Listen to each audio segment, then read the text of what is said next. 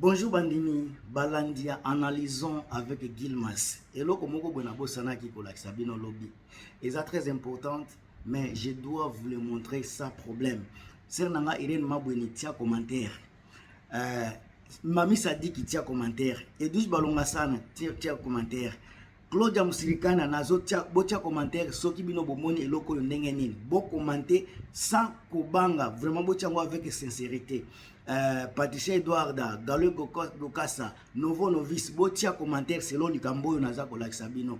Bosi botelango ta mususu, mais na lingina lobelango moi moko boyi. Alors boyoka et plutôt kota.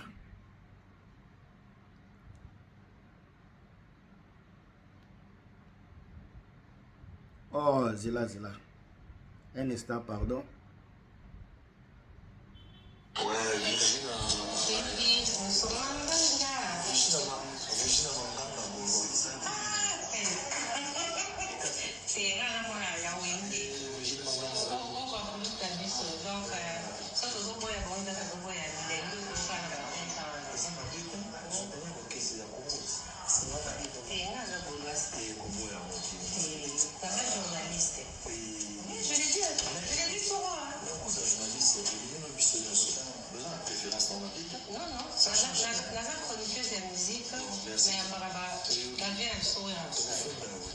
En tout cas, boyoki eloko moko boye vraiment nangaki na martelé na kati émission yo eza eloko wana. Virginie nanu il faut boye balikambo moko. Virginie lobi na lobaki yango avant-hier soki si je ne me trompe. Na lobaki likambo yango vraiment botala sika eloko moko boye. Na koloba na bino pourquoi Virginie azozonga na nzela. Botala photo oyo et puis ekolobela bino makambo ebele. Photo kaka plutôt que développer ce sujet. Wana Virginie botala ye bien. Wana Virginie manganga. Alors nini ndebino bomoni na photo wana parce que toza ko analyser makambo nyonso. Toti koyoka ye na we rasoni ba osolola et puis na lakisi bino photo moko boye atie eza kutu photo ya kalate eza ka ba photo moko boye ya mikolo. Na photo yo nano na ko analyser photo avant na kota na vidéo. Photo yo déjà za ko lakisa makambo ebele. Age ya ser na biso Virginie eza ko pusana. Pembe wana eko sabiso te na ba filtre ba tiaka na réseaux sociaux. Ce botali suki na ye libandi ya mwasi ya libandi. Ndeko ser na biso Virginie akomi déjà donc mwasi ya libandi. Ce botali bien libandi pena ekoli, libandi pena ba suki eza liboso te libandi ekoli. Soki bolongoli ba sirsile oyo, bolongoli filtre wana, bolongoli ba sirsile, botali libandi nae, vous allez voir que c'est une dame qui a déjà pris de l'âge. Âge oyo donc ya ba soki filtre te ande mobulu.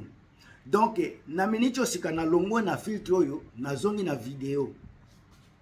Virginie awangani bagolwa. Liboso ya wera Virginie awangani bagolwa. Wera zolinga kozongise na nzela wera lobi oza goloise aboyi. Alobi ozana oki ozala na parti pasha na yo olingi. Alobi tenga na za goloise tenga za journaliste. Awangani liboso ya wera awangani. Metango atambolaka partout na monde. Wera bayebi bamonaka ye. Ye afinga kabatu nyonso donc maison mère eza eloko te pona Virginie a grâce pona faire rigola pardon maison mère eza eloko te mais lelo bozomona aza papa na bango aza vie na bango batu basala akomi kokumisa wera kaka na mbangu ava kutu émission akomi bilobela lobela Virginie ametiki soki imaginez-vous soki wera azalaka célibataire imaginez ndenge azala komisala botala ba gisema kaka. Mwasi oyo déjà akwei na ye mayanga kaka liboso ya wera kuta lobite wera ya bato aza papa marié mais botala kompare botala kaka botala ndenge aza komisa tala azopesa wera tolo penga tala ndenge aza kobaluka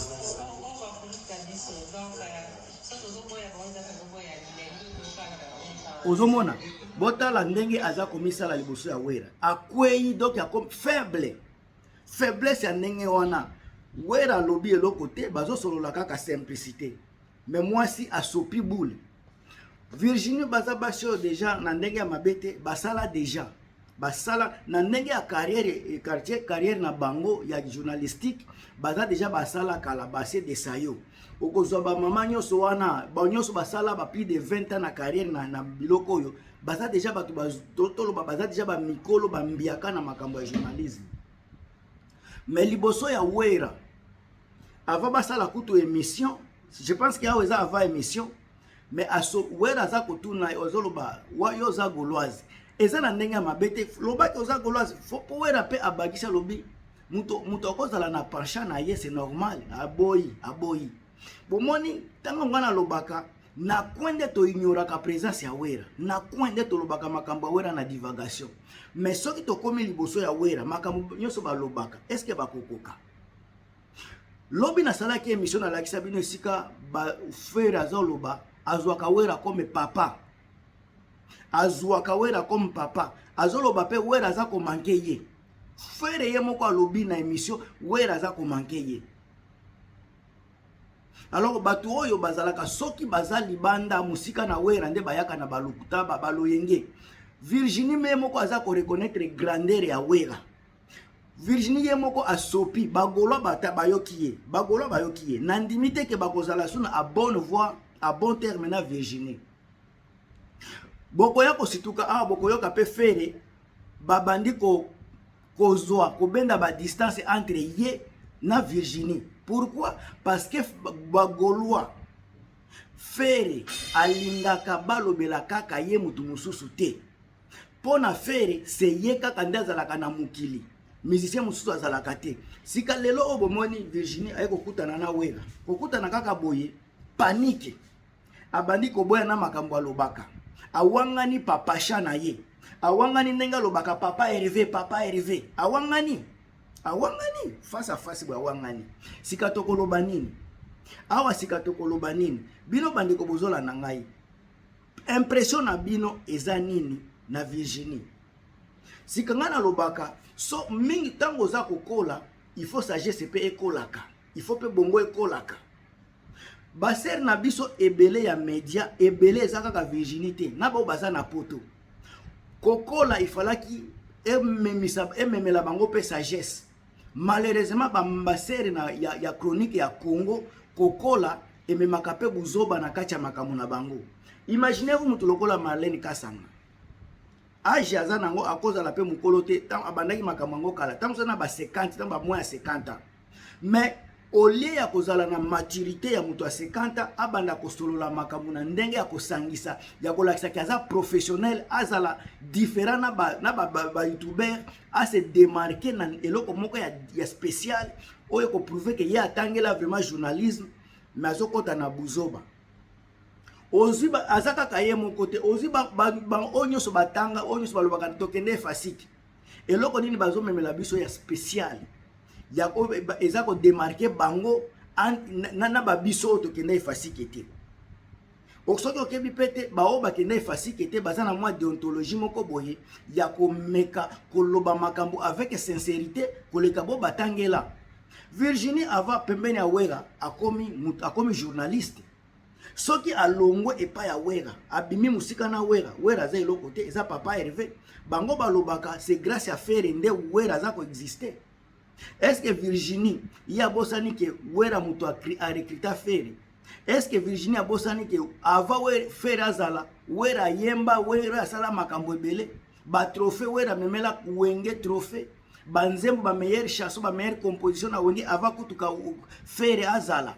Mais lelo nandimite ke eza na place oyo Virginie aya ko contredire ba Gaulois na makambo balobaka nandimite ba gouvernement baza ba communicateur ya Fere yepe aza communicateur ya Fere place nini boyoka Virginie aza ko ya ko défendre ba valeur ya ba vieux oyo basala musique ava Fere bango tu bakoma mélanger na ba désordre wana na ba oyo batanga te oyo akoma kutu na asilisa même école secondaire te baza ko ya ko tia makelele na réseaux sociaux sans kozala na déontologie ya koloba baza ko emporter na bo batanga déontologie o baza na système ya konini ya kokende ko traiter ba information bango tu bakoma na kibuzoba.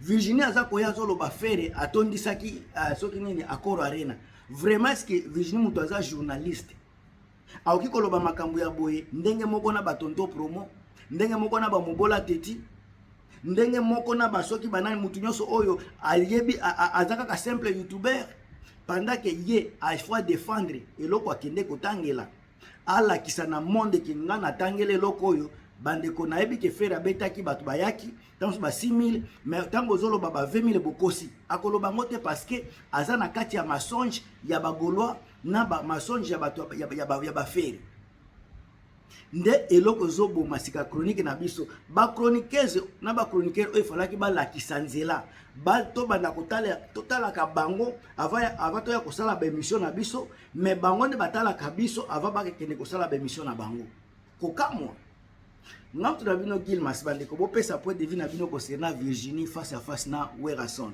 nous allons continuer toujours kosala ba analyse selon ndenge tozozwela ba information mais en tout cas soki bozana eloko akobakisa na commentaire na kosepela ko botia ngo na commentaire na kosepela pe bien botia ba j'aime bo partager vidéo soki na nous abonner abonne toi awa toza kosolola toujours makambo kitoko ngam na bino Gilmas.